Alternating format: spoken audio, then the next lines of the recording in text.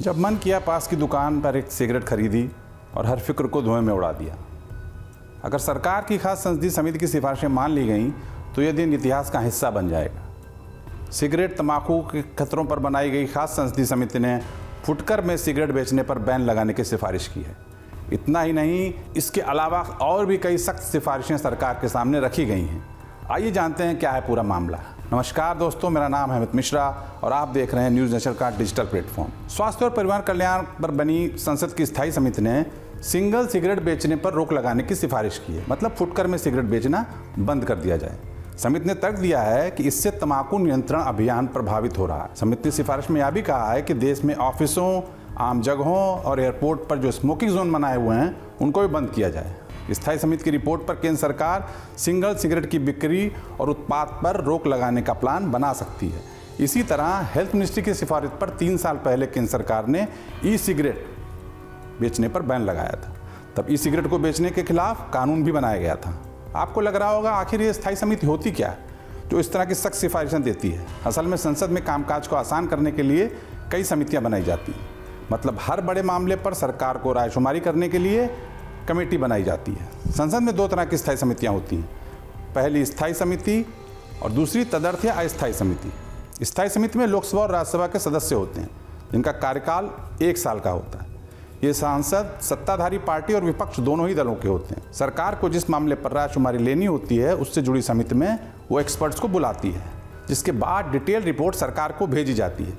समितियों का ये कामकाज सरकार के काम करने को आसान बनाता है। अब ये भी जान लीजिए कि सिगरेट पर रोक की सख्त सिफारिश क्यों की गई है।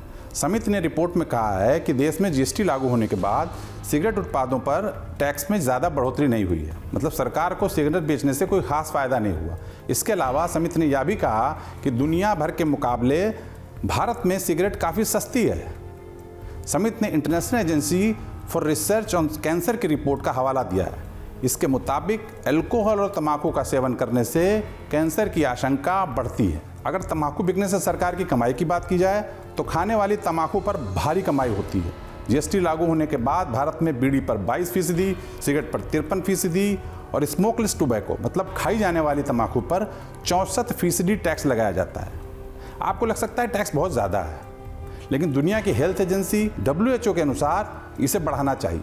WHO ने भारत सरकार से तंबाकू उत्पाद पर 75% टैक्स लगाने के लिए कहा है, जिसे भारत सरकार ने फिलहाल नहीं माना है। समिति ने जांच के दौरान जो पाया उसके अनुसार भारत में हर साल सिगरेट पीने के असर से 3.5 लाख लोगों की मौत होती है। अमेरिका में यह संख्या 4.8 लाख के आसपास है। सिगरेट से मौत की प्रमुख वजह निकोटीन की ज़्यादा मात्रा होना। भारत में कई बार इसे रोकने की कोशिश की गई लेकिन उसे सफलता नहीं मिली। 2018 में national council of applied economic research ने एक सर्वे किया। इसमें कई चौंकाने वाले खुलासे हुए, जैसे स्मोकिंग करने वाले 46% लोग अशिक्षित हैं। मतलब वो पढ़े लिखे नहीं हैं। मतलब लगभग आधे लोग पढ़े लिखे नहीं हैं जो स्मोकिंग करते हैं, जबकि 16% ऐसे लोग हैं जो कॉलेज जाते हैं, मतलब स्टूडेंट्स हैं। इतना ही नहीं, लैंसेट जर्नल ने 2022 की शुरुआत में एक रिपोर्ट प्रकाशित की जिसमें कहा गया कि सिगरेट पीने से 56 तरह की बीमारियाँ होती हैं। इसमें कैंसर, ब्रेन स्ट्रोक्स, नपुंसकता अहम है। लैंसेट ने अपनी रिपोर्ट में कहा कि दुनिया में स्मोकिंग करने वाले 40% लोग चीन में रहते हैं। लैंसेट का ये भी खुलासा है, अगर लोग ऐसे ही सिगरेट पीते रहे तो मध्यम और कम आय वाले देशों में 2030 तक सालाना 70 लाख लोगों की मौत हो सकती है। जहाँ तक भारत में सिगरेट पीने वालों की संख्या की बात है तो foundation for smoke free world की रिपोर्ट के मुताबिक भारत में हर साल करीब 6.6 करोड़ लोग सिगरेट पीते हैं, जबकि 26 करोड़ से ज़्यादा लोग अन्य तरह के तंबाकू उत्पाद का उपयोग करते हैं। भारत में करीब 21% लोगों में तंबाकू उपयोग की वजह से कैंसर की बीमारी होती है। अब ये भी जान लीजिए सिगरेट को लेकर अब तक कानून क्या क्या बने। फिलहाल पब्लिक प्लेस पर सिगरेट पीना मना है। नियम तोड़ने पर 2000 रुपये तक का जुर्माना हो सकता है। Hotel, restaurant, cinema hall, mall के मालिकों को 60 सेंटीमीटर बाई 30 सेंटीमीटर बोर्ड पर नो स्मोकिंग लिखकर लगाना होता है। तंबाकू उत्पाद के विज्ञापनों पर रोक है। उत्पाद बेचने वाले दुकानदारों को 60 बाई 45 सेंटीमीटर का बोर्ड लगाकर कैंसर के प्रति जागरूकता फैलाने का काम करना होता है। नियम नहीं मानने पर 1000 रुपये का जुर्माना लग सकता है। किसी भी कॉलेज, यूनिवर्सिटी के 100 मीटर के भीतर तंबाकू उत्पादों की बिक्री बैन है। उल्लंघन करने पर 200 रुपये तक का जुर्माना हो सकता है। 18 साल से कम आयु के नाबालिगों को दुकानदार सिगरेट नहीं बेच सकता। बेचने पर जुर्माना और जेल दोनों की व्यवस्था है। आपको बता दें कि सिगरेट पहली बार मार्केट में साल 1880 में लोगों के हाथ में आई।